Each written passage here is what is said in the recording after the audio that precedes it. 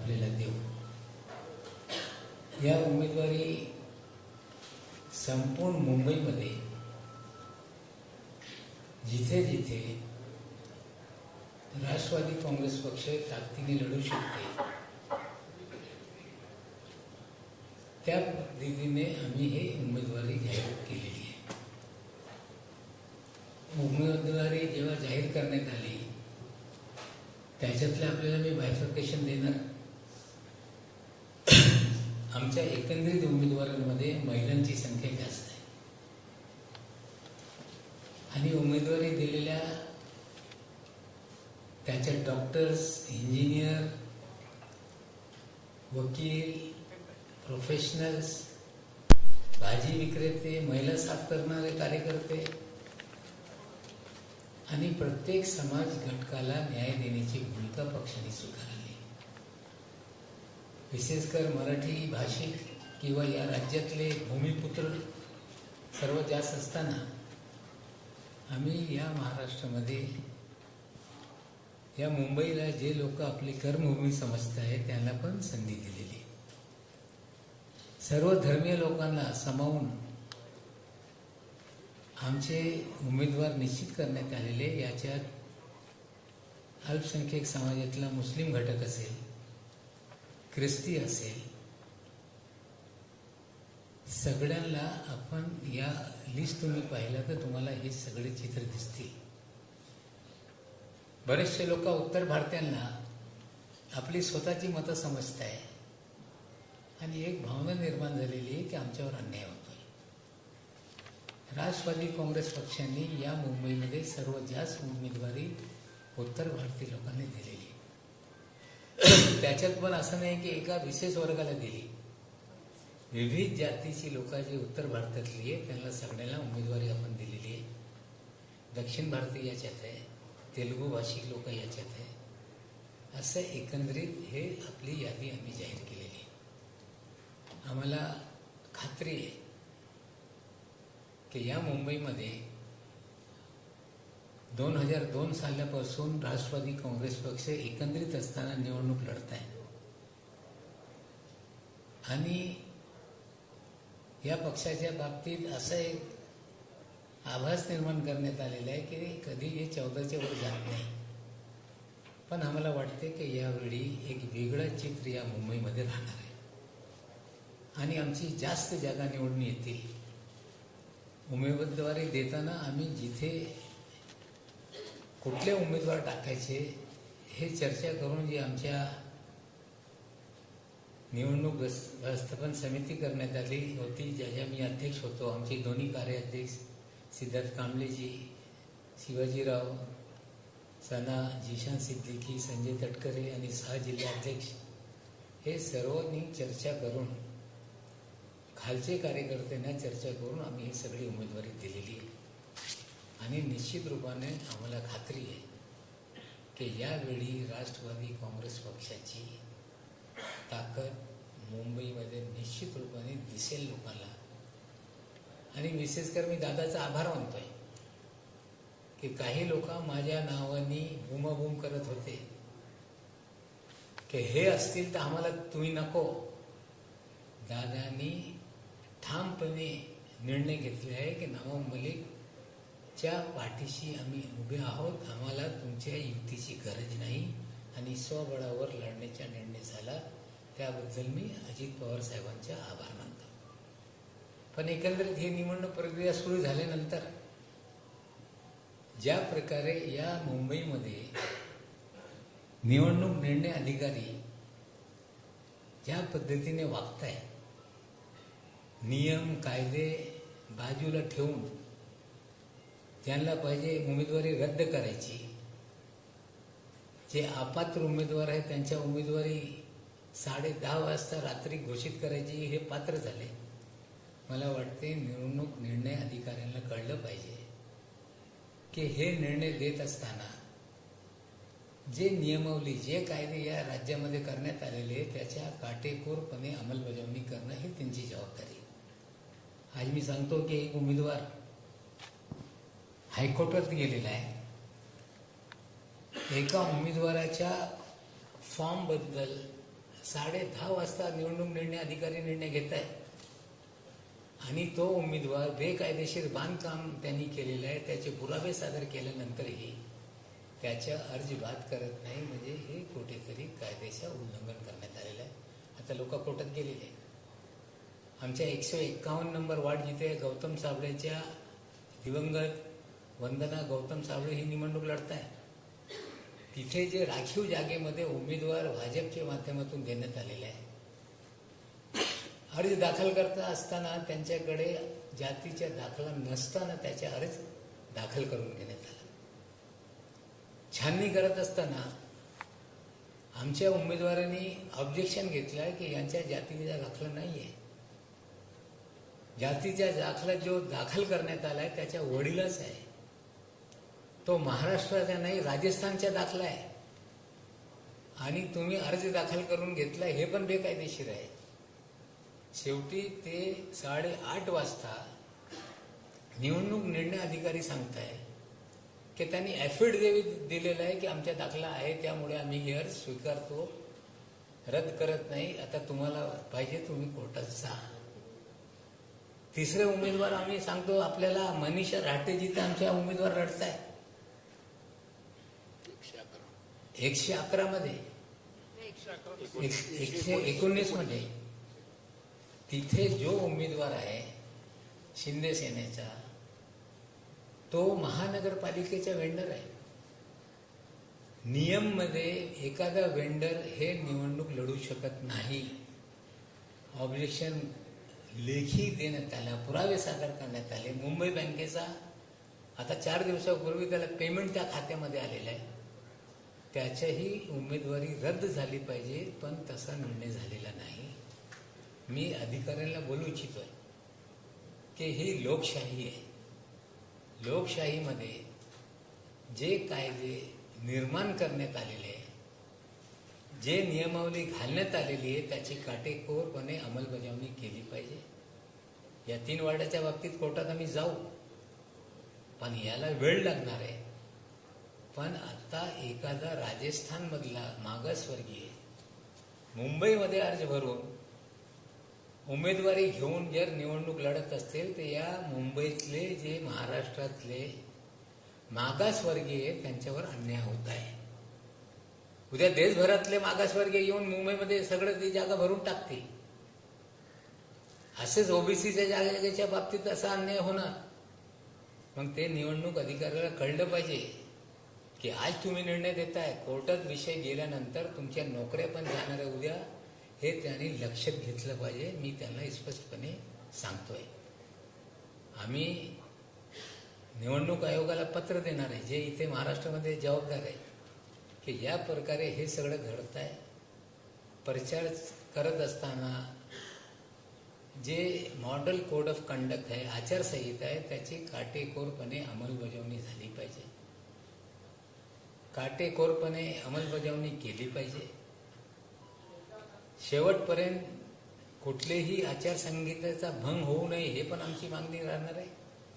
आणि आम्हाला अपेक्षा आहे की आयोग याच्याकडे आज जे आम्ही पत्र देणार त्याच्याकडे ते गंभीरतेने त्या पत्राला घेतील आणि निश्चित रूपाने या निवडणुकीमध्ये आम्हाला अपेक्षा आहे की मुंबईमध्ये आमच्याशिवाय महापौर होऊ शकत नाही, ही सत्य परिस्थिती आहे.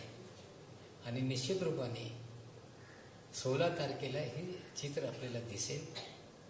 जास्त मी काय आता आज जास्त बोलणार नाही, पण आपल्या मनात काही प्रश्न असतील तर निश्चित रूपाने त्याचे उत्तर द्यायला माझी तयारी आहे.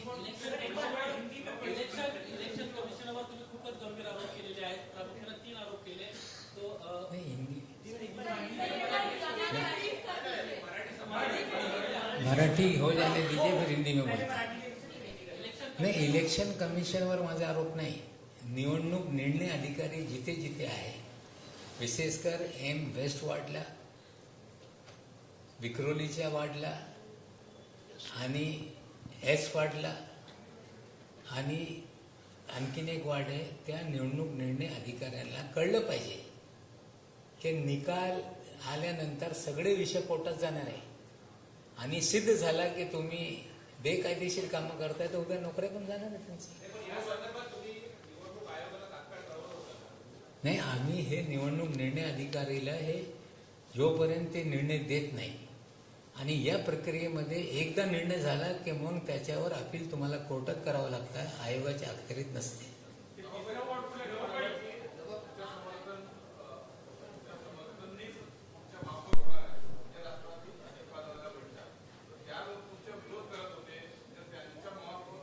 नाही, आमच्या पण होऊ शकते ना, कुणाचं होईल नाही, आमच्या होऊ शकते. या मुंबईमध्ये कोणाच्या मनात काही शंका असेल तर खुलासा करतोय. राजस्थानचं सर्टिफिकेट सोडलं जात प्रमाणपत्र असं म्हणत आहे. सर्टिफिकेट तुमच्याकडे आहे का? आणि इलेक्शन कमिशन त्या निवडणूक निर्णय अधिकाऱ्यांना काय त्याच्यावर सांगितलं? नाही, त्यांनी 8:30 वाजेपर्यंत त्याचा निकाल दिला नाही. शेवटी त्यांनी असं सांगितलं, हे आमच्याकडे ॲफिडेव्हिट आहे, सुप्रीम कोर्टाच्या वकिलाचे ॲफिडेव्हिट आहे, आम्ही स्वीकारतोय. तर शेवटी त्यांच्या निकाल दिल्यानंतर कोर्टात गेल्याशिवाय आमच्याकडे दुसरा उपाय नाही, आम्ही कोर्टात जाणार आहोत.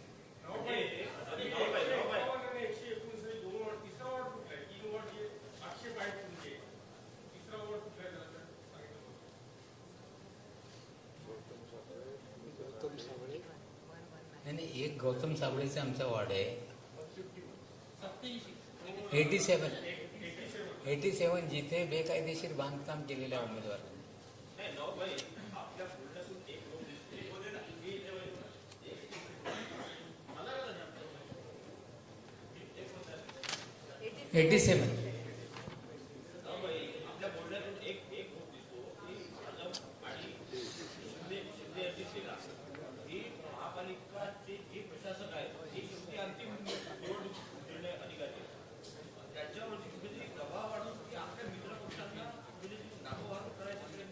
मित्रपक्ष असतील, कोणी असतील, लोकशाहीमध्ये प्रत्येक नागरिकाचा, प्रत्येक पक्षाच्या अधिकाऱ्याने निवडणूक लढायचा. पण जे नियम कायदे करण्यात आले त्या अनुषंगाने निवडणूक निर्णय अधिकाऱ्यांनी निर्णय घेतले पाहिजे. आमच्या एक अर्ज बाद करण्यात आलेला आहे, त्या अर्जामध्ये सगळे फॉर्म बरोबर आहे, ॲफिडेव्हिटमध्ये 2 सह्या लागत आहे आणि एक सही वकीलनी त्यांच्या म्हणजे कुठे ते घाईगर्दीमध्ये राहून गेला. त्या ॲफिडेव्हिटमध्ये 10 सह्या आहे, तरी त्याला रद्द करण्यात आला. उदाहरण मी सांगतो, सणा निवडणूक लढत असताना पवार साहेबांच्या पक्षाच्या उमेदवारांची अशीच चुका होती. आम्ही आक्षेप घेतल्यानंतर त्यांनी सांगितलं की हे काही लहान चुका आहे, हे आम्ही त्याला रद्द करत नाही, आम्ही अर्ज स्वीकारतो. आणि तेव्हा आम्ही इतकं काही त्याच्यावर आक्षेप घेतला नाही. उदाहरणं अशी आहे, तरी आम्हाला दिसते की थोडासा जे अधिकारी आहे ते चुकीने वागताय. त्या बाबतीत निवडणूक आयोगाला आम्ही, राज्य निवडणूक आयोगाला तक्रार करणार आहे. ते उत्तर देऊ शकताय. पण अधिकाऱ्यांना इतकंच बोलू शकतो की कोर्टात गेल्यानंतर बरेचसे अधिकाऱ्यांच्या अशी कामं केल्यानंतर नोकऱ्या पण गेलेली.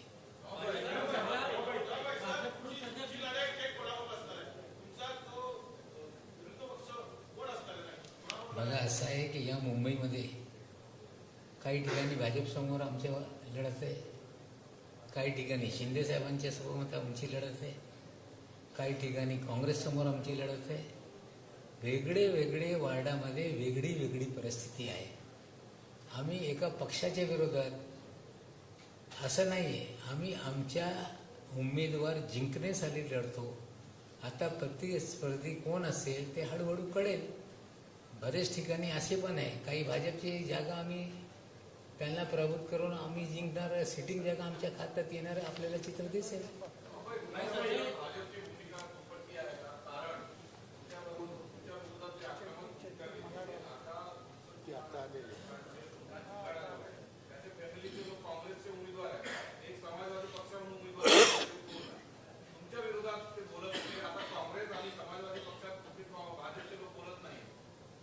ठीक आहे, त्या मला माझ्याकडे माहिती नाही.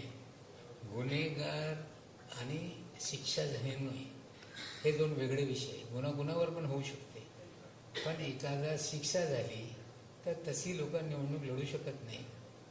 तर काय सत्य परिस्थिती आहे गुलशन कुमार हत्याकांडबाबत मला माहीत नाही. पण कायदे नियममध्ये अशी तरतूद आहे, शिक्षा झाल्याशिवाय कुणालाही निवडणूक लढण्यापासून आपण मनाई घालू शकत नाही.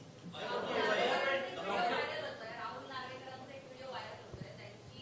त्यांचे फॅमिली मेंबर हर्षिता नार्वेकर ज्या वॉर्डमधून होता, तिकडे इतर हरिभाऊ राठोडकर इतरांनी जेव्हा अर्ज दाखल करण्यासाठी ते गेले होते तेव्हा त्यांना रोखण्यात आलं. स्वतः संजय राऊतांनी हे ट्विट केलंय आणि निवडणूक आयोगाने सुद्धा याची दखल घेतली आणि राहुल नार्वेकर यांचा जो व्हिडिओ जो व्हायरल होता त्याच्यामध्ये त्यांनी त्यांच्या पदाचा पण की मी एक विधानसभा अध्यक्ष म्हणून हे पोलिसांना इन्स्ट्रक्शन देतो अशा प्रकारचे त्यांनी त्याच्यामध्ये स्टेटमेंट केलंय. नाही, ज्या पदावर बसलेल्या माणसाला या प्रकारचे कृत्य करणं हे योग्य नाही. एक जबाबदार पदावर बसून जर कोणी असं वागत असेल तर चुकीचं आहे. त्यांच्याविषयी तुम्ही कोर्टात जाणार आहे का? तुम्ही म्हणताय की नाही, ते आडे त्यांच्यासमोर आडे नावाचे उमेदवार मला वाटते. आता त्यांना काय भूमिका घ्यायची ते घेऊ शकते, तिथे आमचा उमेदवार नाही.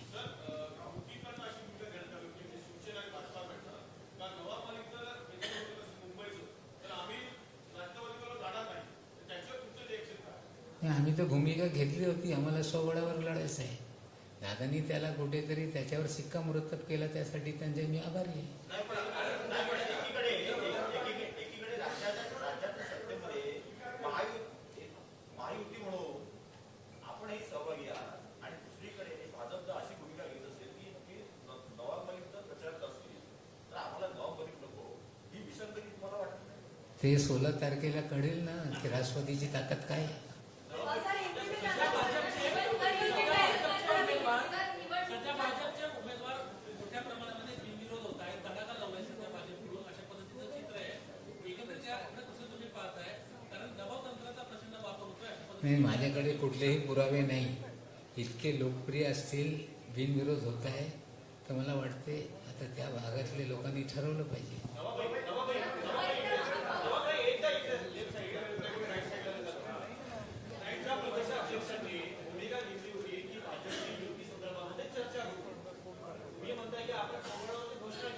घोषणा नाही, आमच्या अंतर्गत निर्णय होता. कार्यकर्त्याची भूमिका होती की आपण स्वबळावर लढलं पाहिजे. काही लोकांची भूमिका होती की आपण सोबत गेले पाहिजे. आता 2 मतप्रवाह असताना अध्यक्षाने शेवटी त्यांनी चर्चा करण्याचा प्रयत्न केला. त्यांनी त्याच्यातून काही साध्य झालेलं नाही, हे सत्य आहे. त्याच्या बाबतीत मला माहिती नाही, पण स्वबळावर लढण्याचा निर्णय पक्षाच्या नेत्यांनी घेतलेला आहे. मी त्याच्या आभारी आहे.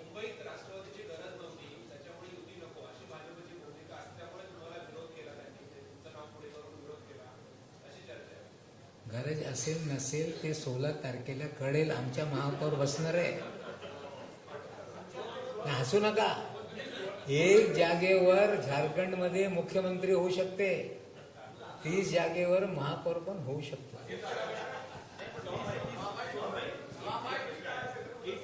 एक मिनिट.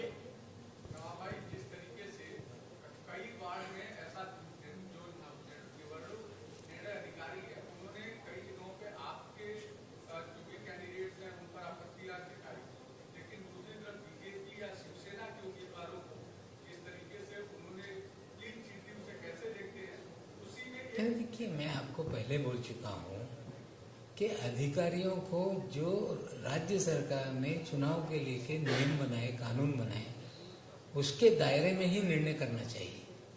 अब ये मामला सिर्फ चुनाव आयोग तक कोई डिसाइड नहीं हो सकता. इस मामले को डिसाइड करने के लिए सीधे कोर्ट में जाना पड़ेगा और कोर्ट में पूरी तरह से हमें वो है कि फैसला अधिकारी के निर्णय के खिलाफ आएगा.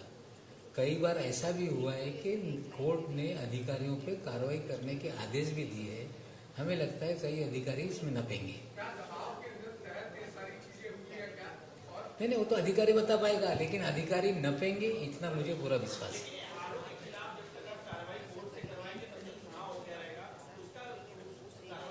देखिए सोनू जी, जो चुनाव के नियम है, चुनाव निर्णय अधिकारी का फैसला अंतिम होता है. अगर वो आपको मान्य नहीं है तो आपको न्यायालय में जाना पड़ेगा. न्यायालय में जाएंगे, लेकिन अभी वो चुनाव रुकने वाला नहीं है. न्यायालय में जाएंगे, फैसला होगा तो कई अधिकारी इसमें नपेंगे, ये सच्चाई है. तुम्ही देखील धरणीशाहीला पाठबळ दिले का? तुम्ही देखील जिस तरीके से पूरे इस चुनाव के दौरान एक कैंपेन आपके नाम का जो कर रही है, अलग अलग मंचों से ये कहा गया कि हम एनसीपी के साथ इसलिए नहीं जा रहे हैं कि नवाब मलिक एनसीपी को लीड कर रहे हैं मुंबई। जो लोग बोल रहे हैं उनके ही विधानसभा क्षेत्र में भी हम एक सीट पे चुनाव जीतेंगे। भाई धरणीशाहीला देखील तुम्ही पाठबळ देताय का? कारण तुमच्या घरातील 3 लोकांना तुम्ही आता उमेदवारी दिलेली आहे. बघा 3 उमेदवार जे आमच्या घरातले, माझे घरातले नाही, माझे परिवारातले नाही, माझे परिवारातला एकही उमेदवार नाही. माझी बहीण त्याचा वेगळा परिवार आहे, माझा भाऊ त्याचा वेगळा परिवार आहे. हां, ते आमच्या जे 3 लोक लढत आहेत त्याच्यात 2 लोक सिटिंग नगरसेवक होते. 2017 साली पण ते 3 जागेवर लोक लढले होते. ज्या जागेवर आमदार जे आता सना आहेत ती हारली होती त्या जागेवर आमच्या भाऊ लढतोय आणि त्यांची सून आहे ते त्यांच्या जागेवर लढत आहे, ते ओबीसी आहे. भाई आपकी पार्टी के साथ गठबंधन है, लेकिन उसके बावजूद लगातार आपका विरोध किया गया. उसके बाद अजीत दादा ने जो रुख अपनाया वो साफ तौर पर दिख रहा है. लेकिन इस पूरे समीकरण में क्या गठबंधन धर्म का पालन जब हुआ ही नहीं, तो ऐसे में तो परेशानियां आना वाजिब है. आप क्या देखिए ऐसा है, कोई गठबंधन धर्म महाराष्ट्र में पिछले जो चुनाव हो गए आज भी कोई गठबंधन धर्म की ऐसी बात नहीं है. कई जगह पे कांग्रेस से भी लोगों ने, महायुति के लोगों ने गठबंधन किया, कुछ जगह में पवार साहब से शिंदे साहब ने गठबंधन किया. तो अलग अलग परिस्थितियां महाराष्ट्र भर में लोगों ने देखी है और हम लोगों ने निर्णय किया था कि हमारे स्थानीय लोगों को अधिकार दिया जाता है, किसके साथ आप चुनाव लड़ना चाहते हैं आप तय करो. उस प्रकार हमारी पार्टी ने निर्णय किया था. आज पवार साहब के साथ हमारा गठबंधन है, कई जगह में परभनी में है, पिंपरी चिंचवड़ में है, पूना में है. तो परिस्थितियां अलग तरह की है. हमें लगता है कि युति धर्म की बात जो हो रही है, गठबंधन धर्म की बात, महाराष्ट्र में गठबंधन धर्म कभी भी रहा नहीं है. कांग्रेस के लोग भंडारा में भारतीय जनता पार्टी के साथ सत्ता चला चुके हैं, गोंदिया में सत्ता चला चुके हैं, कोल्हापुर में सत्ता चला चुके हैं. तो आज ये नहीं, महाराष्ट्र का इतिहास है कि सभी लोग मिलजुल के जो जिस तरह से चल सकता है मामला पिछले 25-30 सालों से इस तरह से महाराष्ट्र में राजनीति चलती रही है. सेक्टर सर्वे को लेकर जिस तरीके से शिवसेना और बीजेपी कह रही है कि उद्धव ठाकरे अब जिस तरीके से मुसलमानों के प्रति आकर्षित हो रहे हैं, कहीं न कहीं हिंदुत्व का अपमान हो रहा है. आपकी पार्टी कह रही सर्वधर्म सद्भाव के साथ है, 3 महायुति में है. कैसे देखते हैं किस बोर्ड में? देखिए हम लोग ने पहले ही स्पष्ट किया है, दादा ने पहले स्पष्ट किया है कि हम लोग भले सरकार में हों लेकिन वैचारिक हमारी आइडियोलॉजी अलग है. हम विचारों से समझौता नहीं कर सकते, ये पॉलिटिकल एडजस्टमेंट है. पिछले 2-2.5 साल से ये बात बार बार कही गई. अब उद्धव जी के बारे में बीजेपी क्या बोल रही है वो उद्धव जी को जवाब देना पड़ेगा. अब हम लोगों को, कुछ लोगों ने आरोप लगाया कि जो मुस्लिम वोट बैंक है उसमें सेंध मारने के लिए राष्ट्रवादी कांग्रेस पार्टी लड़ रही है. बाहुल मुस्लिम बाहुल क्षेत्रों में हमारे उम्मीदवार नहीं है. आप देखोगे तो कुल मिला के मुंबई देवी में हमारा 2 उम्मीदवार है, हमारे भिंडी बाजार में 1 उम्मीदवार कुलाबा में है, लेकिन मदनपुरे में हमारा उम्मीदवार नहीं है. या शिवाजी नगर में जो मुस्लिम बाहुल वार्ड है उसमें हमारे उम्मीदवार नहीं है. तो ये बोलने के लिए जिसको जैसा लगता है उस तरह के लोग एक दूसरे पे आरोप लगाते हैं. जहां हम चुनाव जीत सकते हैं, एक मैं विधानसभा क्षेत्र आपको बता देता हूँ, एक वार्ड नंबर 135. कभी किसी ने अंदाजा नहीं लगाया कि वार्ड नंबर 135 में राष्ट्रवादी कांग्रेस पार्टी चुनाव जीतेगी, जहां भारतीय जनता पार्टी का एक बड़ा नेता चुनाव लड़ रहा है. हमें लगता है वो भी सीट हम जीतेंगे.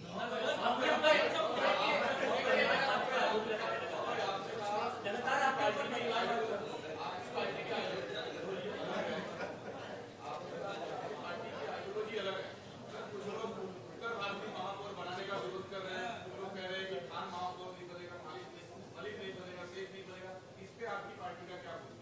हमारी पार्टी का बनेगा और जीते हुए नगर सेवक तय करेंगे कि किसको बनाना है. सर, इस तरीके से उत्तर भारतीयों को दरकिनार किया जा रहा है, चाहे वो आपकी पार्टी हो या बीजेपी की. हमारी पार्टी से सबसे ज्यादा उत्तर भारतीय हैं।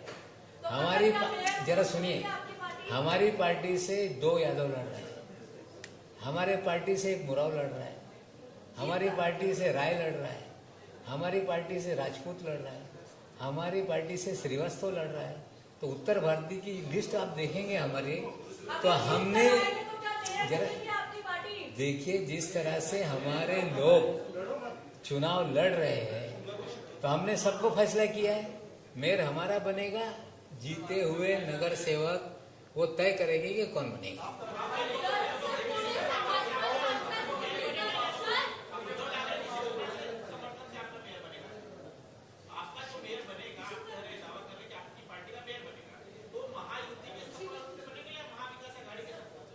अरे हमारा मेयर बनेगा, वो समय आने पे तय किया जाएगा कि किसके साथ लेंगे।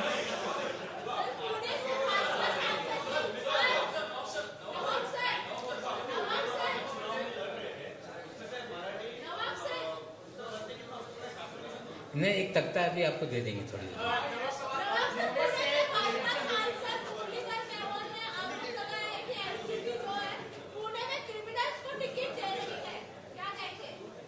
ऐसा है कि सबसे पहले आप देखेंगे तो चंबल के डाकू को टिकट देने वाली कौन सी पार्टी है, उसका इतिहास देखिए।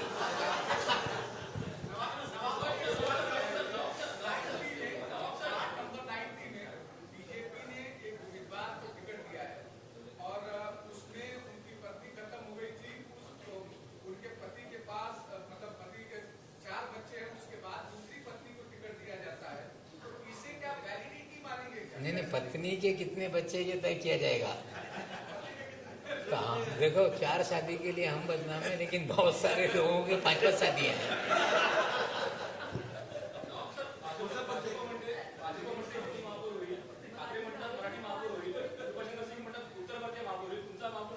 राष्ट्रवादी महापौर होईल, मुंबईकर महापौर होईल।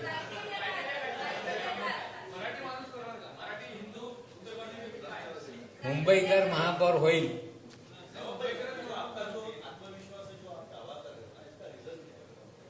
रीजन क्या है? लोगों का समर्थन हमको मिल रहा है। मैं आज बड़ा दावा नहीं कर रहा हूँ। 135 नंबर वार्ड का आपको मैं बता रहा हूँ, शिवाजी नगर मानपुर में है। आप जाके, बड़ा नेता बीजेपी का है, आप जाके देखो क्या हाल है।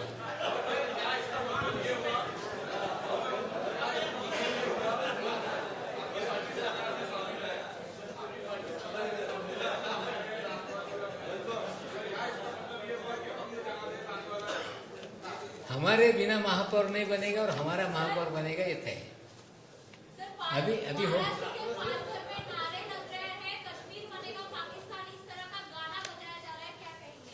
पता नहीं, मैंने सुना नहीं।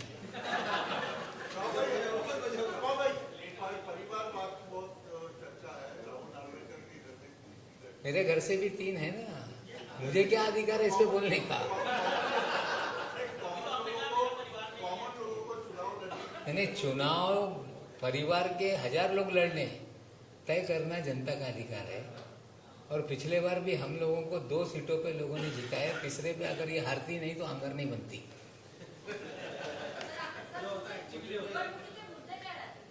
ते आम्ही जे आमचा जाहीरनामा आहे ते 2-3 दिवसात जाहीर नाही। बघा, आम्ही कुणावर टीका करणे, हे असे ते तसे आम्ही अजिबात करणार नाही। आम्ही काय करू इच्छितो, ते जे वार्ड आहे ते वार्डच्या काय समस्या आहे, आमचे उमेदवार त्या वार्डचे समस्या घेऊन किंवा त्याचे समाधान आम्ही काय केलेलं आहे। आमचे जे सिटिंग नगरसेवक ते पण लढत आहे, काही माजी नगरसेवक लढत आहे। एकंदरीत जे आमच्या वार्ड वाईज जे काही असतील, आमच्या वार्डचा आम्ही जाहीरनामा घेऊन लोकांमध्ये जाऊ आणि त्या आधारावर ही निवडणुका होणार आहे। कोणी समजत असेल की करोडो रुपयाच्या होर्डिंग लावून मतं मिळणार आहे, अजिबात नाही। कोणी समजत असेल की जाहिरातबाजी करून मतं मिळणार, अजिबात नाही। गल्ल्यांमध्ये, इमारतीमध्ये, झोपड्यांमध्ये वेगळे वेगळे प्रश्न असत आहे। काही ठिकाणी भटके कुत्र्यांचे प्रश्न आहे, काही ठिकाणी पाण्याचे प्रश्न आहे, काही ठिकाणी उंदराचा प्रश्न आहे, घाण पाणी येते, सांडपाणी येते याचे प्रश्न आहे, ट्रॅफिकचे प्रश्न आहे, घनकचऱ्याचे प्रश्न आहे। तर वार्ड निहाय वेगळी वेगळी परिस्थिती आहे. त्यासाठी हे निकाल सर्व ठिकाणी मुंबईभर एक लाट येईल अशी परिस्थिती नाही. एका वार्डाला दुसरे उमेदवार आणि दुसऱ्या वार्डाला दुसरे उमेदवार 3-4 दिवस गेल्यानंतर आपल्याला या बाबतीत अंदाज येईल. सभांचं कसं नियोजन केलंय? सभा पुढच्या सभांचं कसं नियोजन केलंय? कोण नाही, आता ते सगळ्या माहिती आपल्याला देऊ, अजून ते ठरलेलं आहे. मुद्द्यावर मतदान होईल अशी चर्चा रंगते, तुम्हाला काय वाटतं? नाही, मराठी माणूस, मी पण मराठी आहे, त्याची परिभाषा काय? राज्य निर्माण झाला त्या आधीपासून मी मुंबईत राहतो, मी मराठी आहे. मराठी हे जात नाही, मराठी प्रांतरचना आहे. आणि या मुंबईमध्ये जन्मलेल्या प्रत्येक माणूस हे मराठी, अशी आमची भूमिका आहे. महाराष्ट्रामध्ये त्रिभाषा सूत्र लागू करावी असं वाटतं तुम्हाला मुंबईमध्ये? नाही, देशभरात ते लागू आहे आणि त्रिभाषा सूत्र या महाराष्ट्रामध्ये आहे. हिंदी, मराठी, इंग्लिश हे त्रिभाषा सूत्र या महाराष्ट्रामध्ये पहिलेपासून लागू आहे. आता त्याला मुद्दा करून कोणी राजकारण करत असेल तर मला वाटते ते योग्य नाही. Thank you. सर, बांग्लादेश में लगातार पता नहीं, चुनाव मुंबई में हो रहे हैं, ढाका के चुनाव नहीं है. Thank you.